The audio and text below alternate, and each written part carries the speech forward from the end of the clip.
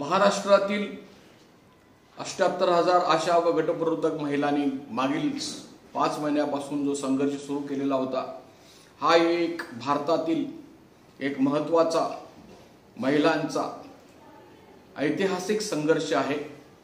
यातील प्रामुख्याने सर्व दिवस संपामध्ये गेलेले आहेत। अत्यंत साधी मागणी होती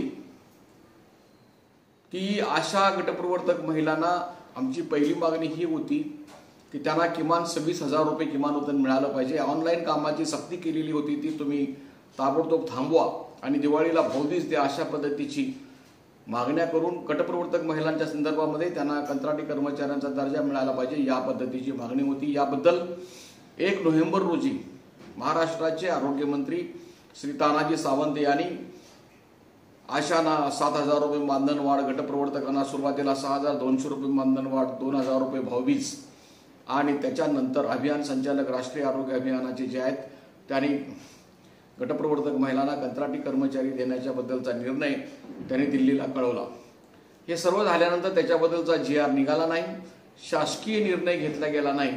या संदर्भामध्ये ज्यावेळेस आम्ही मुख्यमंत्र्यांना भेटलो त्यावेळेस मुख्यमंत्र्यांनी सांगितलं की आम्ही याच्याबद्दल विचार करू, निर्णय करू, परंतु महाराष्ट्राचे उपमुख्यमंत्री श्री देवेंद्रजी फडणवीस यांनी सांगितले की आरोग्यमंत्र्यांनी जो निर्णय आशा गटप्रवर्तकांच्या बद्दल घेतलेला होता, तो निर्णय घेण्याचा अधिकार, गटप्रवर्तकांना अधिकार देण्याच्या बद्दलचा निर्णय हा हक्क किंवा अधिकार हे आरोग्यमंत्र्यांना नाहीत, अशा प्रकारे त्यांनी आरोग्यमंत्र्यांनी घेतलेला निर्णय उडवून लावण्याचा प्रयत्न केला।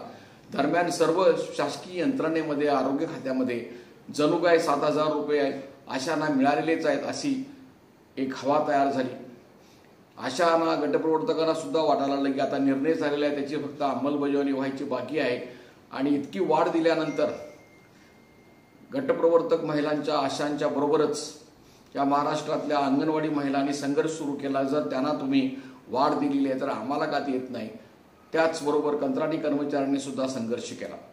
हे सर्व सुरू असताना शेवटी मुख्यमंत्र्यांनी अशी भूमिका घेतली की फक्त आम्हाला आशा आणि गटप्रवर्तकांच्या बद्दल निर्णय करायचा नसून आशा, गटप्रवर्तक, अंगणवाडी सेविका, मदतनीस आणि कंत्राटी कर्मचारी या सर्वांच्या बद्दलच निर्णय करायला पाहिजे। त्यामुळे हा एक निर्णय आम्ही करू शकत नाही।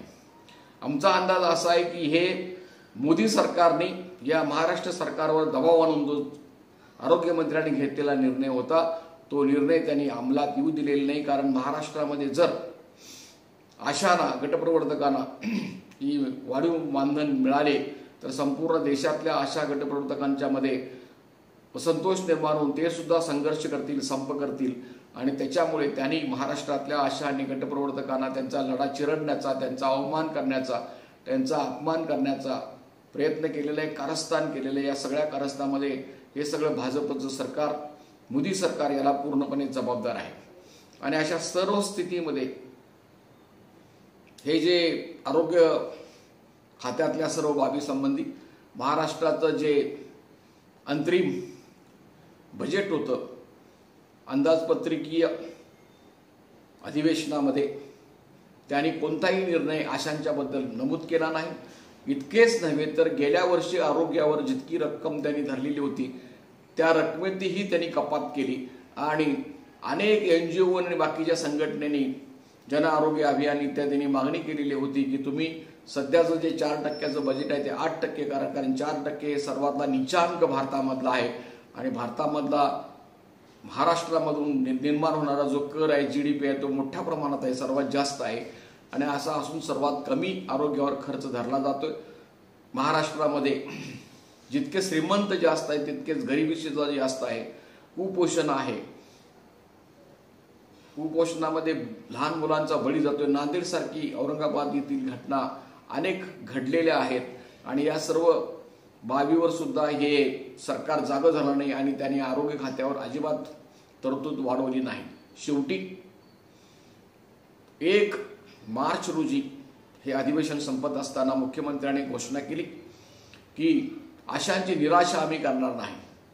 एक प्रकारे त्यांनी आशांच्या मागण्या डावललेल्या आहे। सगळ्या महाराष्ट्रातल्या आशा गटप्रवर्तक 76,000 महिलांना डावललेला आहे, त्यांच्या कुटुंबियांना डावललेला आहे आणि सर्व महिलांचा अपमान करून नुसता तोंडाला पाणी पुसण्याचा उद्योग केलेला आहे आणि त्यांनी सांगितलेलं आहे की आम्ही निर्णय करू.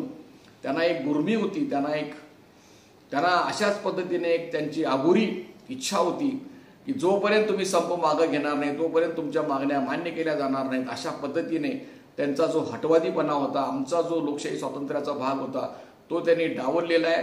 त्याच्यावर पाणी फिरवायचा प्रयत्न केलेला आहे. डॉक्टर बाबासाहेब आंबेडकर यांनी घडवलेली जी घटना आहे त्या घटनेमध्ये संघटना बांधण्याचं स्वातंत्र्य दिलेलं आहे, ट्रेड युनियन बांधण्याचं स्वातंत्र्य दिलेलं आहे, चर्चा करण्याचं स्वातंत्र्य आहे, इंडस्ट्रियल डिस्प्यूट ॲक्टमध्ये याच्याबद्दलची प्रक्रिया घालून दिलेली आहे. मागण्यांच्यासाठी आपण प्रयत्न करीत असतो आणि प्रचंड महागाई वाढत असताना त्या महागाईच्या प्रमाणामध्ये वेतन वाढलं पाहिजे. ते आशांना त्या पद्धतीचं लागू नाही. आशा गटप्रवर्तकांना मिळणारं जे वेतन आहे ते महागाई वाढीशी संबंधित नाही आणि महागाई भत्ता त्यांना स्वतंत्र दिला जात नाही. त्यामुळे वेळोवेळी त्यांना पगारवाढीची मागणी करावी लागते. ही अत्यंत साधी गोष्ट होती, परंतु त्यांना एक गुरमी असल्यामुळे, हे सगळं महाराष्ट्रातली सत्ता ही भ्रष्ट सत्ता असल्यामुळे त्यांनी आपल्या मागण्या डावललेल्या आहेत आणि त्यांनी हटवादी दृष्टिकोन घेतल्यामुळे आशांची निराशा करणार नाही एवढं सांगितल्यानंतर इतके दिवस प्रदीर्घ संघर्ष सुरू असताना 1 ऑक्टोबर 2023ला नोटीस दिल्यापासून दररोज संपूर्ण महाराष्ट्रामध्ये ठिकठिकाणी निदर्शनं झालेली आहेत, आंदोलनं झालेली आहेत, रस्ता रोको झालेले आहे, जेलभरो झालेला आहे आणि 18 ऑक्टोबरपासून संप झाला तो 9 नोव्हेंबरपर्यंत राहिला. त्याच्यानंतर 12 जानेवारीपासून ते आजपर्यंत सुद्धा संप होता. गेल्या 22 दिवसापासून मुंबईच्या आझाद मैदानामध्ये उन्हामध्ये धुळीमध्ये महिला कसल्याही आरोग्य सुविधेची पर्वा न करता त्या ठिकाणी त्यांनी आंदोलन केलेल्या अनेक आशा आजारी पडल्या, काही आशांना फिट्स आल्या तरी त्यांनी जिद्द सोडली नाही. परंतु ह्या महाराष्ट्राच्या सरकारला त्याची दया आली नाही, महाराष्ट्र शासनाला या महिलांच्याबद्दल कळवळ आला नाही, त्यांना त्याच्याबद्दल पर्वा वाटली नाही. अनेक विरोधी पक्षांनी या आंदोलनाच्या ठिकाणी येऊन या आंदोलनाला पाठिंबा दिला आणि परंतु हे जे शिंदे सरकार आहे यांनी मात्र या आंदोलनाची चेष्टा करण्याचा प्रयत्न केला, क्रूर थट्टा करण्याचा प्रयत्न केला. म्हणून या महाराष्ट्र शासनाचा आम्ही धिक्कार करीत आहोत. आणि या सर्व पार्श्वभूमीवर आता ताबडतोबीने 8 दिवसामध्ये आचारसंहिता लागू होत आहे आणि आचारसंहितेपर्यंत हा संप लावून धरण्यामध्ये काही अर्थ नाही. दुसऱ्या बाजूला पल्स पोलिओ आहे, त्या मुलांचा काही दोष नाही, त्या मुलांच्यावर पल्स पोलिओचा डोस देण्यामध्ये अन्याय होता कामा नये, त्यांच्या आरोग्याची हेळसांड होता कामा नये. हे ओळखून संघटनेने असं ठरवलेलं आहे की हा बेमुदत संप आपण थांबवत आहोत.